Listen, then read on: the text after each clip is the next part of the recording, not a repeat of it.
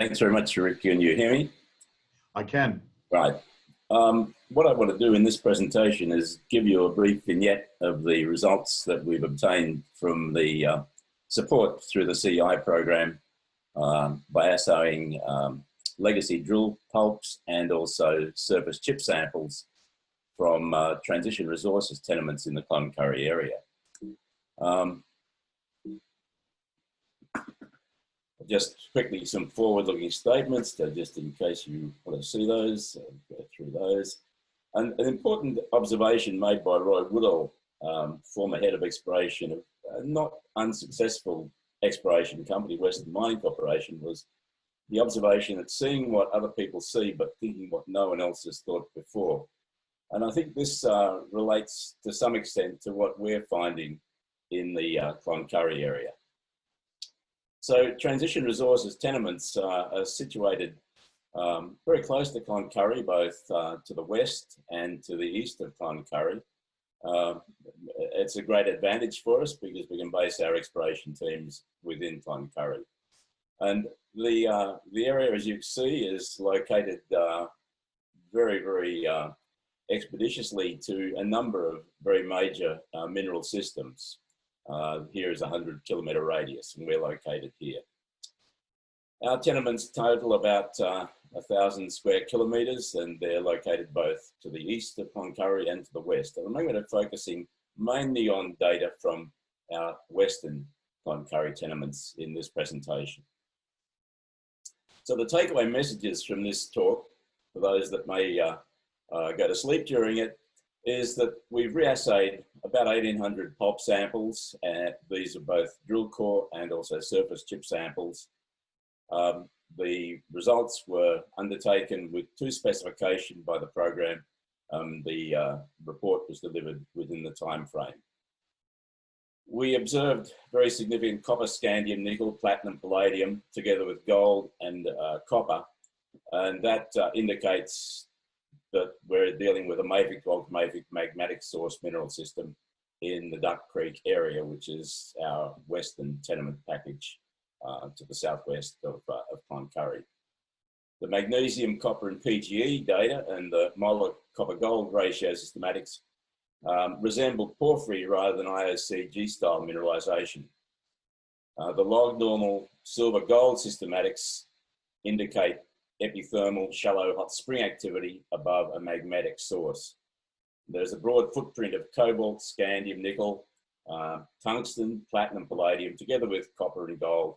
And that indicated to us that the area is very conducive to discovery of new economy metals, mineral systems. And we've confirmed this by a greenfield discovery of heavy rare earths, scandium, cobalt, nickel, tungsten, copper, gold, together with platinum, palladium, which is currently being drilled. So the outline of the presentation, I'll talk briefly about the sample details, then analytical methods, cover to some extent the QA/QC, which is very important because that led us into the debate concerning the use of 4-acid dissolution rather than sodium peroxide fusion. I'll then discuss the regional variation that we see in gold, copper, platinum, palladium, cobalt, nickel, scandium, tungsten, and the rare earth elements. I'll then talk very briefly about the use of several projections, particularly lanthanum, ytterbium versus total rare earth systematics projection that shows source and process information about these mineral systems. I'll then discuss the silver, gold, copper, and platinum metal constraints on the mineral system evolution. And the bottom line is that the element package indicates a mafic to ultramafic source and not a granitic source. So the rationale for the study was that there were many previously assayed samples that were assayed for a limited range of elements, and many of those elements did not include the new economy metals. For example, rare earth elements were not assayed in many historic packages, and neither was scandium, tungsten, and cobalt. They didn't also include important vector elements like silver, platinum, and palladium.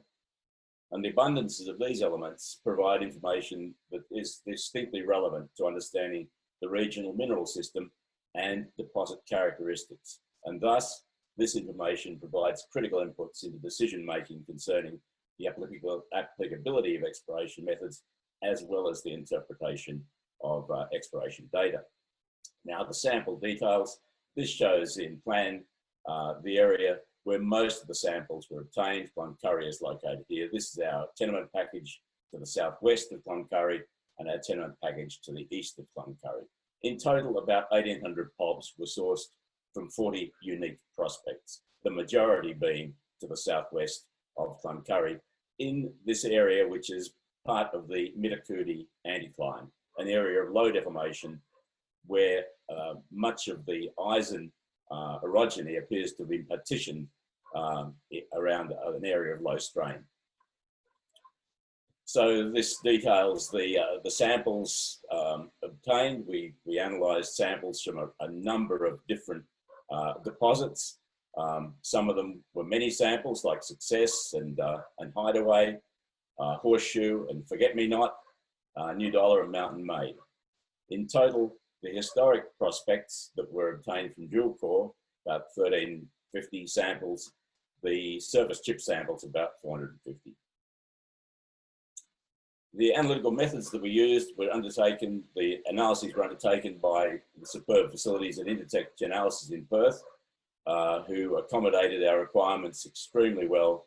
The samples were initially processed at the Intertek facility in Townsville, and pulps were sent to Perth for assay. The major elements were done by 4-acid OES and trace elements by 4-acid ICP-MS, and these analytical methods were prescribed by the CEI protocol.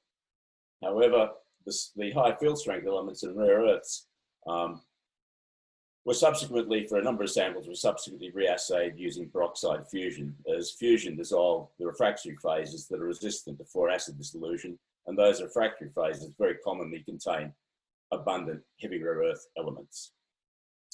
These fusion assays were an add-on to the program, and the analytical costs we covered through transition resources sources. The standards that were assayed during acquisition of the assay data are in excellent agreement with certified values, as we can see in these next few slides. So plots of the certified value versus the element. And I've indicated a number of different elements that we considered: copper, cobalt, scandium, lanthanum, praseodymium, and samarium. And in fact, in this is you start to see the problem of 4-acid dissolution. As xenotime-bearing samples start to diverge from the plot of unity. So as the xenotime increases and the atomic number of the rare earth element increases, the xenotime by 4-acid dissolution is clearly showing that it's not being dissolved. It becomes even worse as we enter the heavy rare earths, which are the high value rare earths: gadolinium, dysprosium, terbium, dysprosium, holmium, erbium, and thulium. And yttrium is a very, very good proxy for heavy rare earths. As you can see here, xenotime contains abundant yttrium, and yttrium is also showing this divergent from the fact that it's not being dissolved. The fire assay data were excellent as well, as you can see in this plot: gold, silver, platinum, and palladium. By contrast, when you do peroxide fusions, and this is the rare earth elements, you see all the samples align on the line of a degree where the measured value equals the certified value. So clearly, peroxide fusion is the only way to search for heavy rare earths, not 4-acid dissolution. We see it here down to lutetium, thulium, ytterbium, and lutetium. We also get extremely good reproducibility with zirconium, as you'd expect, which is a resistant phase, and hafnium, which follows zirconium in many, many systems. Now, the recovery of using 4-acid dissolution, the rationale for it is shown quite clearly here. This shows the relative percent recovery plotted against light to heavy rare earths. And you can see there's a really dramatic drop-off in recovery of rare earth elements with 4-acid dissolution in samples that contain xenotime. And xenotime is probably the element of choice, one of the elements of choice for searching for heavy rare earth mineralization. And so in our program, we reassayed selective samples, although the initial proposal that we submitted to the program stipulated fusion dissolution to meet the DMR's strategic objectives. That was deleted, and we funded it ourselves on several samples just to show what we could see. And you can see this. This is one of our samples. There's a monazite bearing sample and a xenotime bearing sample. The xenotime bearing sample by 4-acid dissolution is plotted on a chondrite normalized plot. And the reason we use chondrite normalized plots is to smooth out the Otto-Harkins effect between odd and even atomic numbers. And so this is fusion dissolution. The sample was plotting below 100 times chondrites with 4-acid dissolution, up to almost 1,000 times chondrites in the heavies with fusion dissolution. Monazite shows the same effect, but to a lesser extent. Some data for several of the samples that we analysed. Noontide is a light rare earth deposit system, and here there is very little difference between the 4-acid and the fusion, but in the heavies we start to see a divergence, and we certainly see that in diverging between the 4-acid dissolution and the fusion dissolution for samples from Comet and Easter Gift. We see a little bit the same effect with 4-acid dissolution. 4-acid dissolution increases the cobalt grades over what was obtained in the typical legacy assays using aqua regia or 2-acid dissolution. And so this shows a schematic of some of the samples locations that we assayed. The distance from Comet to Eva down here is 16 kilometers. And it shows some of the major locations, the major deposits that we assayed samples from. Also shown here is the average gold content in parts per million, grams per ton, ranging from 2.6 at Eva, plus or minus 6. Very, very distinct, quite a good background of gold. Brilliant, 2 grams per ton, Ida 1.3 grams per ton, etc. So a very nice gold signature in the background. Copper, likewise, is well represented throughout the area. These are copper weight percent with Comet, Marguerite, Ida, Idaho, Brilliant, showing some of the, or particularly Ida and Brilliant, showing some of the highest grades.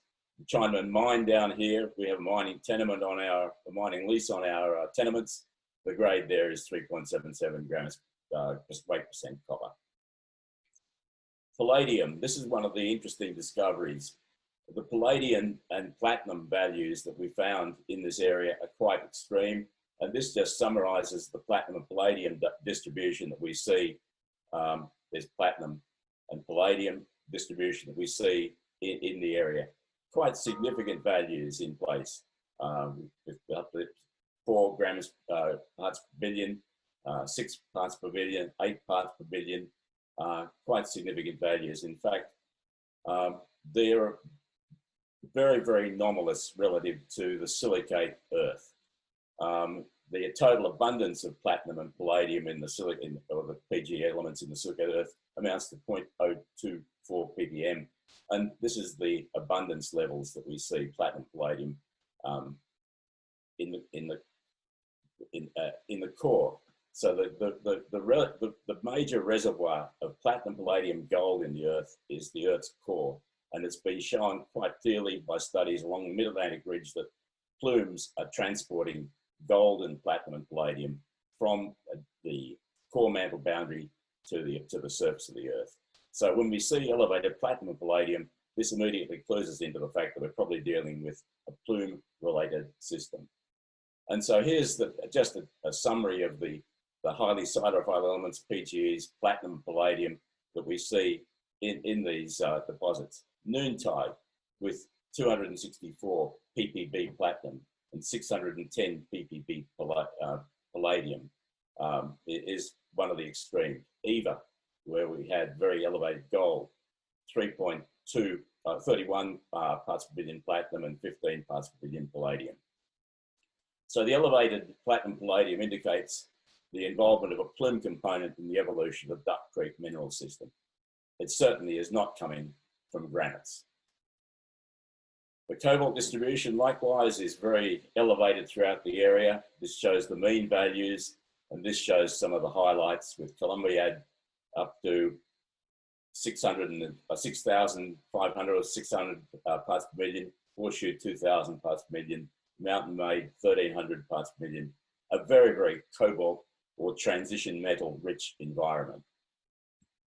Nickel likewise shows significant elevation in the area, always above the values that one would normally ascribe to a granitic system. And scandium is elevated in all samples, with some samples from Ready Rhino containing up to 320 parts per million scandium. To be economic, scandium values at 400 parts per million, that's economic. So we're sub-economic in terms of scandium in these samples, and there's a direct correlation between scandium content and chromium. So that suggests that the scandium is being partitioned into a chrome dioxide phase. Tungsten also is very elevated in the area, and we use the tungsten gold correlation as an exploration vector. There's a very good correlation between gold and tungsten values. So it's a very interesting mineral system, very interesting indeed. This shows that there is some elevated rare earths, heavy rare earths in the area, and this shows the plot of mean gadolinium and dysprosium values and mean neodymium values, light rare earths. So neodymium generally ranges from 15 to 220 times chondrites. So what's this mean in terms of the systematics? This is a very interesting diagram, and it was initially constructed by Claude Alleg in the early 1970s when he was first starting to sort of explore what the origin of carbonatites was. But what I've been able to do is plot the fields of typical rock types on this diagram, sort of extending the view that Alleg had. And shown here are carbonatites, A-type granites, hydrothermal or carbothermal systems, and fractionated alkaline systems. What I've shown here is the population of data for the entire 1800 samples by 4-acid dissolution, showing the relative concentration of lanthanum, which is a proxy for the light rare earths, and ytterbium, which is a proxy for the heavy rare earths. And what we see on this is two possible trends. One trending where the data is trending towards the carbonatite field, which may indicate the separation of an immiscible carbonatite liquid, driving compositions to high lanthanum ytterbium ratios, in other words, light rare earth enriched. And there is a slight vector trending towards the hydrothermal field. But remember, we aren't determining accurately the heavy rare earths. So the lanthanum ytterbium ratio for these samples and the concentrations of total rare earths is probably underestimated. And so just take some mean values of 4-acid dissolution samples from some of the different locations are shown on this, shown as the igneous fractionation vector from a mafic alkaline source to carbonatite, and then the hydrothermal vector trending towards low lanthanum ytterbium ratio, in other words, enriched in heavy rare earths and elevated in total rare earth contents. This shows a very interesting plot that I took from SLAC, and this was in a report that I did for the Queensland government a number of years ago, several years ago, and it shows the same plot for a number of systems in the Idaho cobalt belt. And we heard about the Nuna Columbia breakup of Australia, of the Proto-Australia from North America. Well, the Cloncurry belt was very, very close to the Idaho cobalt belt prior to breakup. And so in the Idaho cobalt belt, this shows data by John Slack from the USGS. There is a very significant area of hydrothermal, heavy rare earth enriched mineralization. We see the same in the Cloncurry area, in the Duck Creek area. here we have, this is data obtained by fusion of surface chip samples from a prospect we've called Highway, and we're clearly plotting in the sweet spot for heavier earth enriched material. In fact, this is the mean of some of the values for about half a dozen rock chip samples that we're currently drilling. Scandium values of 92, cobalt 1300, nickel 154, tungsten 1200, gold 26 parts per million, praseodymium, neodymium, but elevated yttrium, very elevated dysprosium, very elevated gadolinium, and the chondrite normalized values you can see here are in the thousands. So this is quite a significant discovery. When we look at some of the vector elements that we used in this study, we looked at silver-gold ratios, and the range that we see in the log silver-gold ratios is very typical of what we see in epithermal ore systems, where the transport of gold and silver behavior is influenced very strongly by the behavior of these species in metal-bearing boiling solutions. So this is just a log normal distribution for data from the success area. But if we showed the entire data set, this is the total Duck Creek data set, which is very strongly log normal and not dissimilar in many respects to what we see in some of the PNG porphyry systems, Octeti, Funi, and Antares. Quite a staggering correlate comparison. We also plotted the molar copper gold ratios for the CI data, and this shows a histogram. Samples with molar copper gold ratios less than 150,000 are fairly typical of epithermal, especially these guys, and alkaline systems. The more elevated ratios over greater than 150,000 are typical of epithermal overprints. And we see when we plot the precious metal abundances, platinum, palladium, gold, we see the primary alkaline enrichment and also epithermal processes driving these values up. The increase in molar copper gold ratio in this direction reflects the role of supergene copper enrichment. And we see it both in a log plot here or in a linear plot here. Probably the linear plot shows it even more extremely than the log. So the source of metals that have been discussed in this area, Williams certainly suggested that the copper, gold, fluorine, uranium, phosphorus, the rare earths were derived from the Williams-Narraku granite via magmatic hydrothermal fluids. But the element association that we've found in the Duck Creek area, and also in the data that we obtained from the eastern tenements, is certainly consistent with a felsic source contributing cobalt, nickel, scandium, and the PGEs. And a more plausible explanation for the metals is that they come from an ultramafic to igneous source. Probably not unlike the olivine websterites that I described in a report for the department in 2019 from data from Mount Cobalt, where we found websterites that were rich in scandium, heavier earths, nickel, cobalt, nickel, copper, cobalt, gold, and platinum group metals.